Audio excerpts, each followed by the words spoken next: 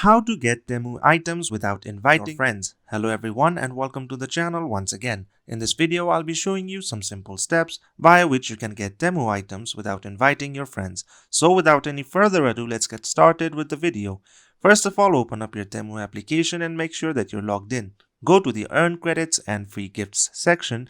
After that, you can start picking your gifts. And once you're done selecting the size and color, simply tap on Pick the Gift. You can select up to 5 or 8 gifts, and then you can select the next step option. After that, it will give you multiple options and offers in order to delete or cut the prices from whatever that you've purchased. Once it has been done so, it will ask you to invite your friends to cut off the final prices, and in order to do so, you need to invite somebody. Since you do not want to invite your friends, you can tap on the message or more option in order to send your invites to your family members. If you do not want to send them to your family members, you can also create new accounts on the Temu application itself and then send the invites to yourself and then accept it by yourself as well. And there you go. That is how you can get Temu items without inviting your friends. I hope you enjoyed the video, and if you'd like to see more content like this, please consider supporting us by subscribing to the channel.